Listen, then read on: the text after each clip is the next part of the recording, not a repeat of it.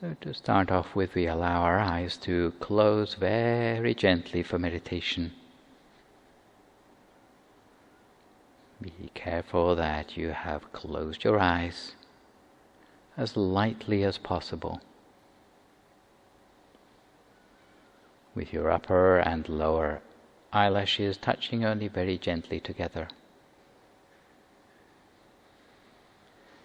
If you can get closing your eyes right, then the rest of the meditation will be easy.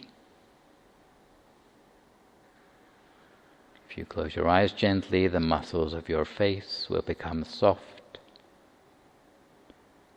and all the rest of the muscles in your body will become relaxed in the same way.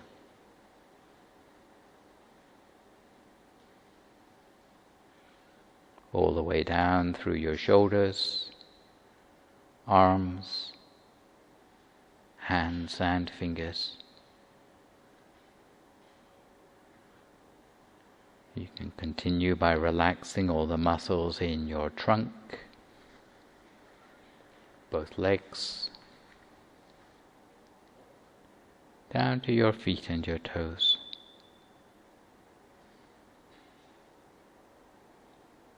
All of this follows from closing your eyes in the correct way.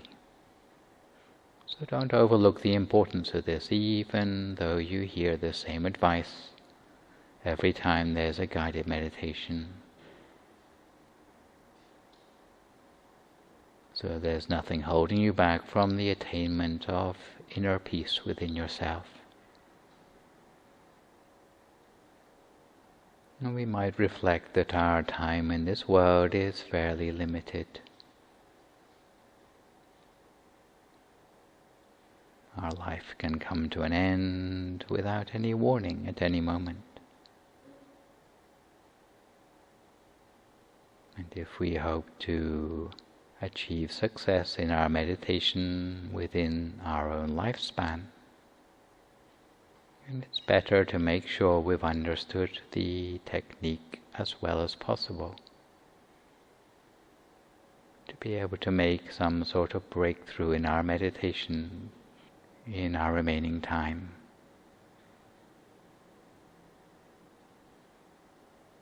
So that our meditation can be a refuge and leave us reassured, confident and relaxed.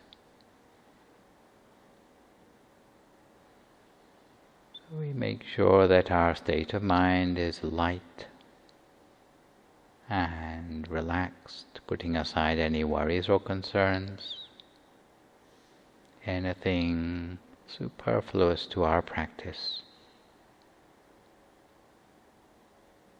Any thoughts from the past or any plans for the future, remaining as far as possible in the present moment, with our mind on the task in hand.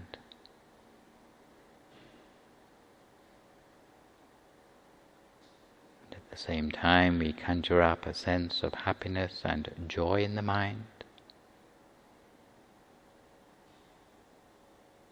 as if tiny particles of happiness and joy completely fill our body and mind.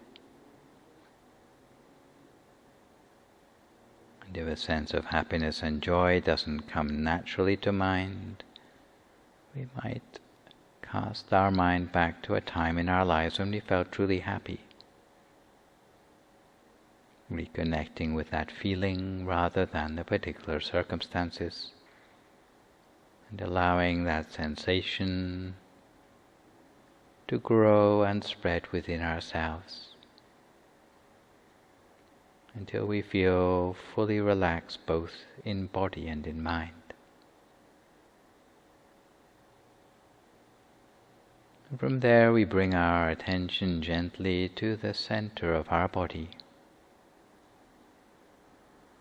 We give ourselves a feeling at the center of our body that there is a bright, clear sphere of light shining, as bright and clear as a diamond or a mirror, or like a drop of water, like a crystal ball inside us. And we keep our attention on this bright inner object as continuously as we can for as long as we can, lightly and gently.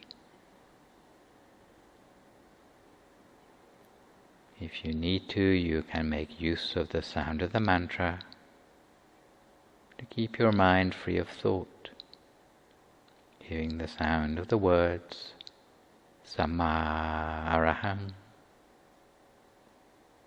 Samma Arahang,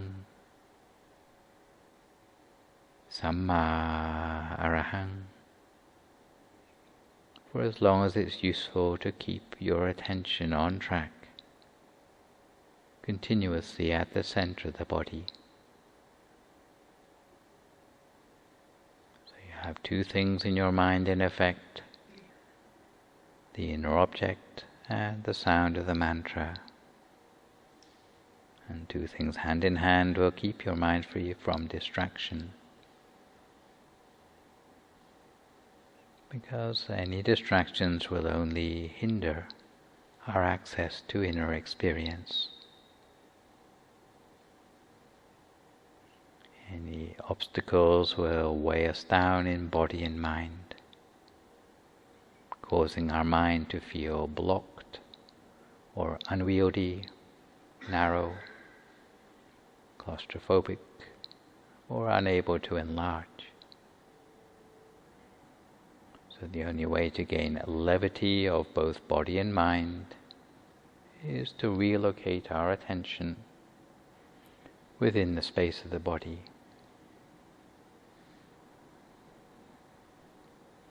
And if you notice the teachings of the Buddha, where he advocated letting go of our attachments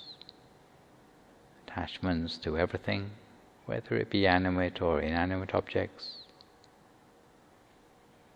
to let go of any grasping, because these fetters are of no benefit to us. They cause us to feel weighed down in body and in mind. They blot out the inner source of brightness. They may cause us to lead our lives unskillfully. So we might remind ourselves of this teaching on non-attachment, whether we start with ourselves and work our way gradually outwards, or we start on the outside and make our way gradually inwards. We can look at our own bodies, our hair, skin, teeth, fingernails, toenails, and the way they deteriorate in spite of our best efforts with cosmetics. It means that they are of a nature to disintegrate. It applies to our bodies, our clothes, even the jewelry we wear is of the same nature, because they all have a limited lifespan. As we reflect from the inside out, to our furniture, our homes, all have limited lifespan. The cars we drive, our investments, land and assets are all temporary.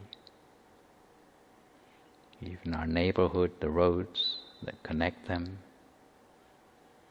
municipality, county, country, and even the globe and universe itself are eventually going to deteriorate. So we must let go of our attachment to any of these things. Pinning our happiness on any of these things is of no use to us. It imprisons the mind by hitching it to things that are without ultimate meaning. We can live out our whole lives without coming to an end of material attachments to worry about. If we think of those things which are external to ourselves, they just weigh us down both in body and in mind, and they blot out the inner source of brightness. They impede us from attaining inner experience or an inner refuge. If we reflect on these truths momentarily, each time before we meditate, and it only takes a minute, that all conditioned things are impermanent, even our own body, and of a nature to deteriorate, then we'll be able to let go more easily. If our mind lets go of attachment to the things outside ourselves, no matter whether they come to us via our eyes, ears, nose, taste buds or touch, any of the five senses, then our mind will return within the space of our body and come more easily to a standstill at the center of the body. The mind comes to a standstill within, then inner illumination will arise. The opportunity for us to make the inner journey of the mind will dawn for us.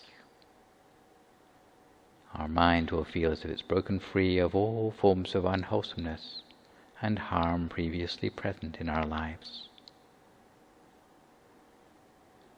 The mind will become increasingly subtle and refined. The deeper the mind reaches, the purer it will become. It will become so pure that we can see the purity of our own mind as a crystal sphere within us. And it's a purity that goes beyond a mere subjective feeling, but it will allow us to access a form of inner vision known as insight.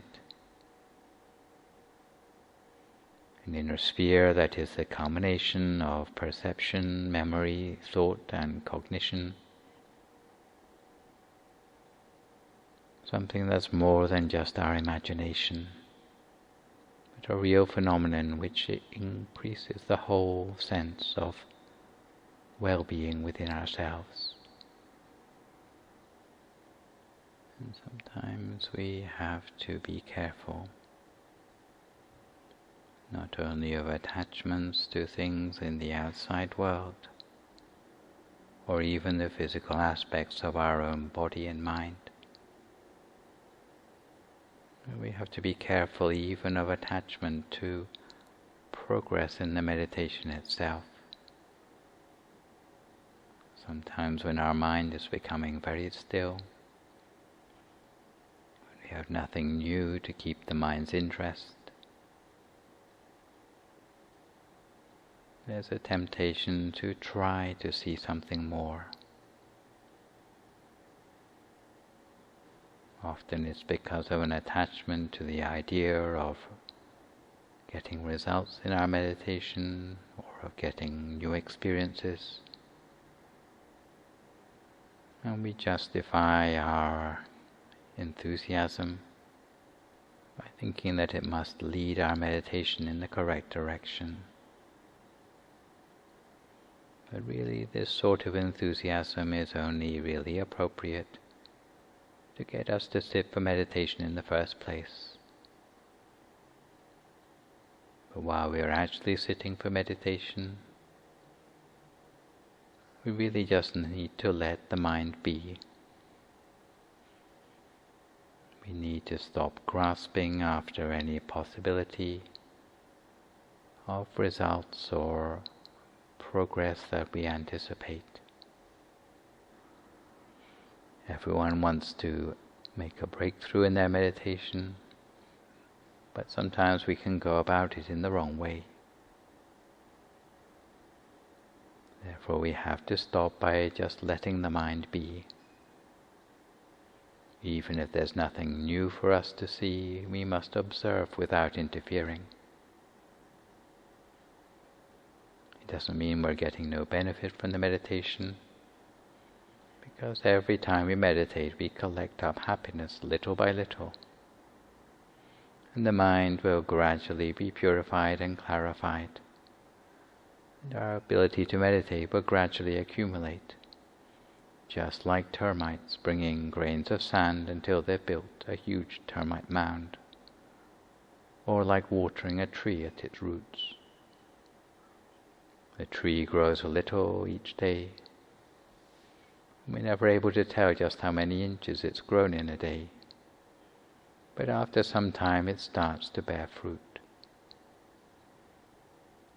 Meditation is similar. All we need to do is close our eyes, relax our body, bring our mind softly to a standstill inside, without worrying about the results the meditation will yield. You shouldn't be discontented with yourself, thinking that inside ought to be brighter than it seems to be. We should just observe without interfering until the mind reaches a point of equilibrium, whereby it can be attracted towards enlightenment. Later, when we become more adept in recognizing and guiding our states of mind, we can bring the mind to that equilibrium intentionally.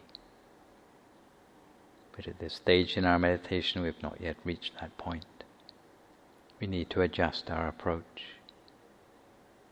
It doesn't mean we're never going to reach the point of mastery, but for now, we need to remain mindful of all the advice we've heard on approaching our meditation.